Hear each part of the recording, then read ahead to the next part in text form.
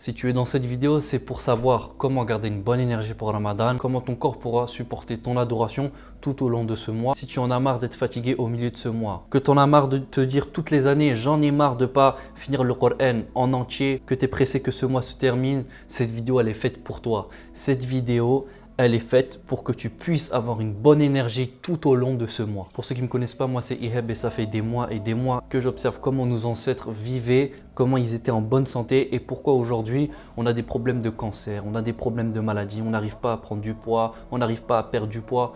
Donc moi je me posais toutes ces questions et j'ai trouvé enfin ma réponse. Et j'ai conclu qu'en fait, on est très loin de notre fitra. Et grâce à la méthode que j'ai pu façonner, parce que c'est pas moi qui l'ai créée, ça fait super longtemps qu'elle existe, que j'ai pu changer de ça à ça, tout en améliorant mon quotidien et ma santé. J'ai comme cette personne que j'ai coachée à gagner de l'énergie en très peu de temps, tout en suivant tous mes conseils que je lui ai dit. Si toi aussi tu veux avoir une bonne énergie et que tu veux que je t'accompagne pour Ramadan, n'hésite pas à réserver un appel avec moi. Et rejoins aussi ma communauté sur School pour pouvoir se motiver pour ce Ramadan. Maintenant, on rentre dans le vif du sujet. Comment garder une bonne énergie? Alors ce qu'il faut savoir, c'est que 80% des gens pensent que le problème c'est la nourriture, qu'ils mangent trop, d'accord? Ou le manque d'adoration. Ou ils se disent je dois faire plus. Donc c'est souvent ça, c'est que j'ai perdu ma foi, j'ai abandonné, c'est peut-être que ce que j'ai fait un péché.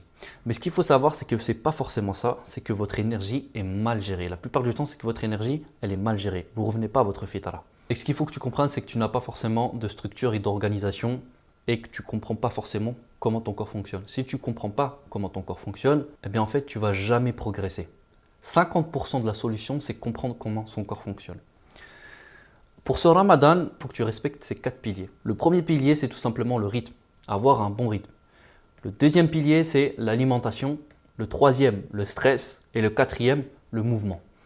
Donc le premier, c'est le rythme. Il faut que tu te reconnectes à ton rythme circadien. Il faut que tu te reconnectes au soleil. C'est très important. Quand tu te reconnectes en fait au soleil, on a une hormone qui s'appelle la mélatonine qui t'aide à l'endormissement.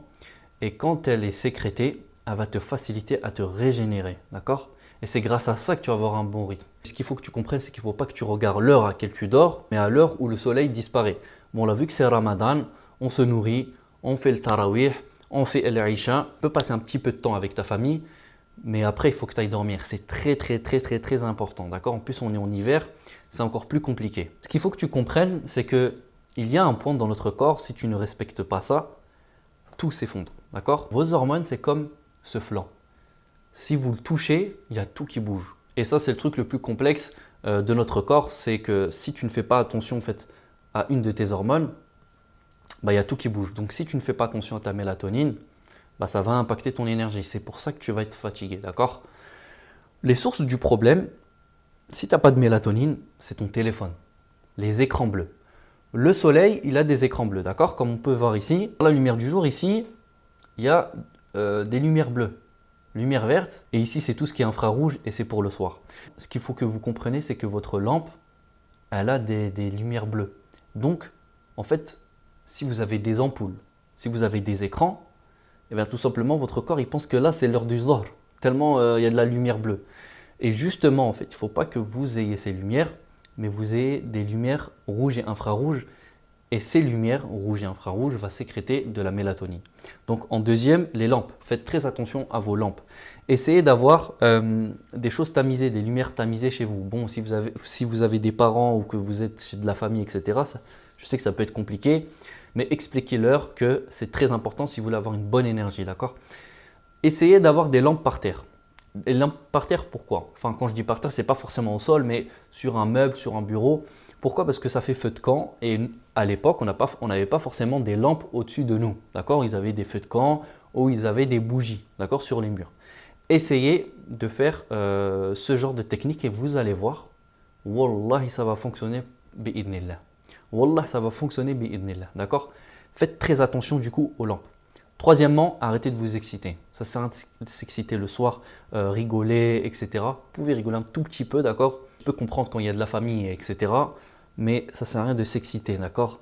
Là, c'est le moment de l'endormissement. En plus de ça, vous allez au tarawih. C'est un moment où voilà, faut méditer, faut avoir l'esprit libre, etc. Et quand vous rentrez, ce n'est pas le moment de sauter, de jouer, etc. D'accord? C'est le moment, voilà, on se calme, on lit le Coran, ou bien on va dormir, ou vite fait peut-être regarder un film avec la famille. Mais ça sert à rien de s'exciter. Quatrième source de problème, c'est tout ce qui est Wi-Fi, NFC, Bluetooth. Ça, faut enlever, d'accord? Quand vous allez dormir, débranchez votre Wi-Fi, mettez votre téléphone en mode avion et éloignez-vous de votre téléphone. Et en plus de ça, si vous éloignez votre téléphone de vous et que vous mettez le réveil, pour le Fajr, bah, vous devrez vous lever du coup pour pouvoir éteindre votre téléphone. Donc éloignez votre téléphone de vous et ne le mettez surtout pas en dessous de votre réveil, c'est encore pire, d'accord? Éloignez du coup, enlevez tout ce qui est ondes parce que ça provoque du stress, d'accord? C'est un stress permanent pour votre corps. Et la cinquième source de problème, c'est quand vous dormez, des fois vous dormez à 23 heures, des fois vous dormez à 2 heures, vous vous réveillez à 11 heures, des fois vous vous réveillez à 13 heures, des fois vous vous réveillez à 9 heures. Ça, c'est la pire erreur à faire. Et une heure de coucher et une heure où vous réveillez. Normalement, après Fajr, vous ne devez pas redormir, d'accord? Parce que c'est le lever du soleil et c'est le moment de s'exposer au soleil. Le matin, ce que vous devez faire, comme je l'ai dit avant, s'exposer au soleil. Donc là, vous faites le Fajr. Si vous êtes des hommes, restez à la mosquée, d'accord? Vous restez à la mosquée. Vous exposez-vous quand c'est le shuruq, d'accord? Quand c'est le shuruq, il y a le lever du soleil et regardez le soleil. Et si vous ne pouvez pas à cause des nuages, etc., regardez le ciel, d'accord? C'est très important. Donc c'est là où la mélatonine, en fait, elle va baisser et le cortisol va augmenter, d'accord? Si vous faites ça, ça va réguler votre sommeil pour le soir, votre température corporelle, la sécrétation d'hormones, comme je l'ai dit, le cortisol, ok? Votre digestion, vu que vous avez mangé avant, vous allez donc pouvoir bien digérer. Vous allez avoir une montée d'énergie et une meilleure concentration. Donc le matin, le cortisol il monte et la mélatonine elle baisse, ce qui va favoriser un meilleur endormissement le soir, une énergie plus stable en journée. Et ça, c'est égal à un meilleur ramadan. Deuxième pilier, l'alimentation. Si vous mangez rien au suhour, vous mangez trop le soir, trop de sucre, pas d'hydratation, vous allez avoir un ramadan catastrophique en termes d'énergie. Ce qui se passe, c'est que vous allez avoir un pic de glycémie. Et en plus de ça, nous on mange pendant le fajr, donc pendant le suhour, ok?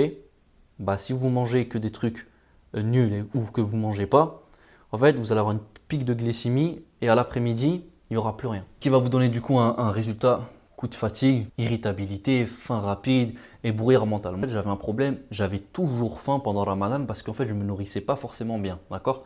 Il faut bien vous nourrir. Au suhour, qu'est-ce que vous faites? Déjà, vous vous levez 30 à 45 minutes avant le fajr. Ça sert à rien de se lever à 10 minutes, c'est la pire des choses à faire, d'accord? En plus de ça, vous stressez votre corps, il n'est même pas prêt à pouvoir manger, que vous lui donnez déjà des trucs dans l'estomac.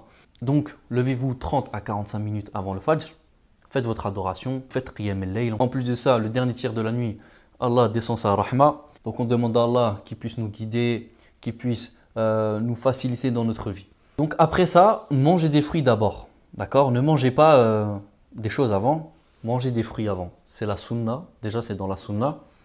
Et en plus de ça, il y a une étude qui a bien montré que manger des fruits en fait après tout ce qu'on a mangé, ça va rester dans votre estomac, en fait ça va fermenter, d'accord?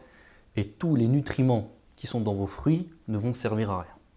Donc après ça, prenez des produits animaux, prenez du lait cru c'est possible, prenez de la viande, prenez de la graisse de viande, etc. Prenez des protéines, c'est tellement important. Ça ne sert à rien des glucides qui sont créés par l'homme. Par exemple, les pâtes, ça ne sert à rien. Ça va vous donner une pique de glycémie, d'accord? Et préconisez aussi des lipides, comme j'ai dit, des graisses animales, ou bien de l'huile d'olive, du beurre cru. Et franchement, si vous faites ça, vous allez voir, hein, vous allez avoir une bonne énergie. Vous allez être plus concentré, vous allez être encore plus intelligent en plus de ça. Et moi, ce que je conseille aussi, c'est prendre une bouteille d'eau et mettre 6 à 7 grammes de sel. Vous mélangez et vous buvez si possible. Après, ne vous forcez pas de boire une bouteille avant le fajr. Ça ne sert à rien. Vous allez stresser votre corps plus qu'autre chose. Et arrêtez tout ce qui est céréales, gâteaux, tout ce qui est trucs industriels. Ça, c'est la pire des choses à faire. Pendant votre ftour, faites la sunna, mangez des dattes, prenez du lait, pas du lait pasteurisé, prenez du lait cru, d'accord? Ou du lait fermenté. Prenez des fruits, comme je l'ai dit pour le suhour, on commence toujours par les fruits. Et après ça, vous prenez votre soupe, votre harira ou votre shorba, etc. Prenez vos protéines animales, œufs, viande, lait cru, faites ce que vous voulez, d'accord? Mais arrêtez de manger tout ce qui est plein de pâtes, du pain, que du pain avec de la sauce, etc. C'est la pire des choses à faire. et arrêter les huiles de graines, les desserts industriels. Donc je passe une petite dédicace à nos frères maghrébins. Moi je suis algérien, vous voyez, mais tout ce qui est zlabia, chamia et tout ça, oubliez. D'accord? Ça, oubliez, c'est la pire des choses à faire, d'accord? Et tout ce qui est huile de graines. Vous pouvez faire des bourreks, hein, vous pouvez faire des briques, tout ce qui est samoussa et tout. Mais ne mettez pas d'huile de graines. Tout ce qui est huile de tournesol et tout, oubliez. Faites ça avec de l'huile de coco ou avec du beurre cru. Ou bien avec du ghee ou avec de l'huile d'olive, d'accord? Mais oubliez tout ce qui est l'huile de graines. Tout ce qui est pâtes, bon désolé pour la faute d'orthographe, mais les pâtes industrielles et tout, pâtes complètes aussi, ça c'est du bullshit, ça c'est faux, faut pas en prendre. Le troisième pilier, le stress. Le stress, il peut être mental, d'accord? Mais il n'est pas forcément que mental. Nous on pense que le stress, ah je suis stressé, c'est forcément mental. La plupart du temps, quand on te dit « Ah, toi, tu es stressé », c'est parce qu'il pense à quelque chose, il imagine quelque chose qui va lui provoquer du stress. En fait, ce n'est pas que ça le stress. Le stress, ça peut être intérieur ou extérieur. Quand je dis intérieur, ça peut être dans votre corps. Si vous mangez des fruits pleins de pesticides, c'est un stress pour votre corps. Extérieurement, par exemple, les ondes électromagnétiques, comme je l'ai expliqué avant, c'est un stress pour votre corps. Tout ça, c'est un stress. Mais je vais l'expliquer. Donc, le stress, il peut être nutritionnel, tout ce qui est pesticides, carence en vitamines, etc. Ça, c'est du stress pour votre corps. Physiquement, le stress physique, si vous faites trop de sport ou que vous êtes en sédentarité, ça peut être un stress pour votre corps.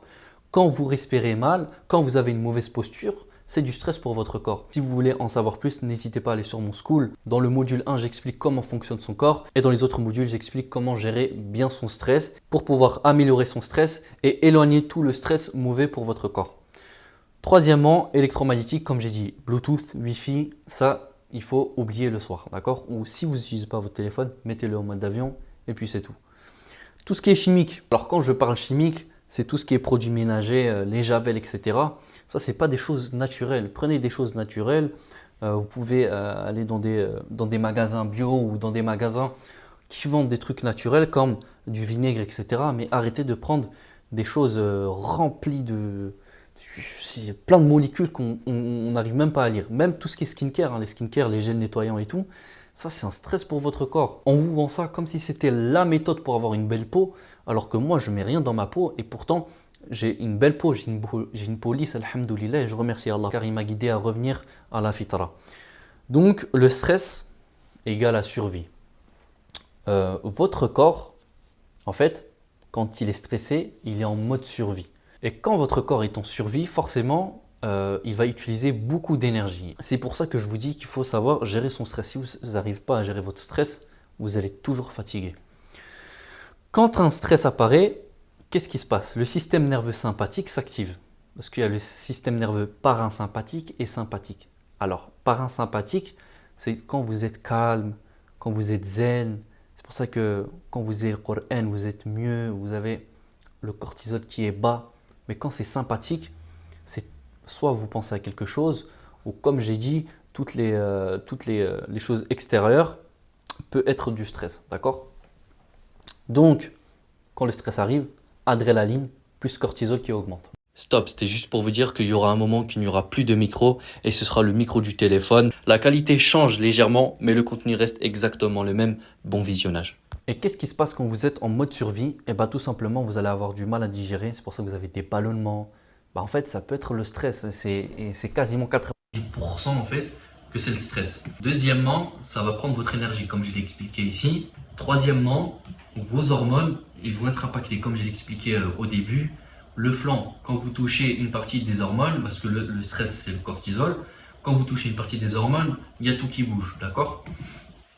Et ça va impacter votre sommeil. Donc, vu que la mélatonine c'est une hormone, ça impacte votre sommeil et donc vous allez avoir du coup un sommeil de piètre qualité. Quatrièmement, le mouvement. Le mouvement, ça peut être compliqué si vous ne savez pas ce que vous faites. Si vous faites toujours de la course à pied tous les jours, fatigué, moi je parle surtout pour les gens qui font du marathon ou qui font des courses à pied tout le temps, toutes les semaines et tout. C'est ça qui fait que vous n'allez pas être concentré pour le Ramadan parce que toute votre énergie, déjà ça c'est un stress, vous allez respirer par la bouche. D'ailleurs j'en parle dans le module quotidien sur la respiration, que le fait de respirer par la bouche, c'est un stress pour votre corps. Il faut respirer par le nez. Donc si vous courez et que vous êtes à 10-11 km, vous allez commencer par respirer par la bouche et ça c'est que du stress pour votre corps. D'accord? Et si vous faites 5 à 6 fois de la musculation ou que vous faites un autre sport qui demande un effort à vos muscles, en fait c'est un stress. En fait il faut tout simplement réduire tout ça, même tout au long de l'année, c'est pas que forcément pour Ramadan, mais ces choses-là, il faut savoir les contrôler.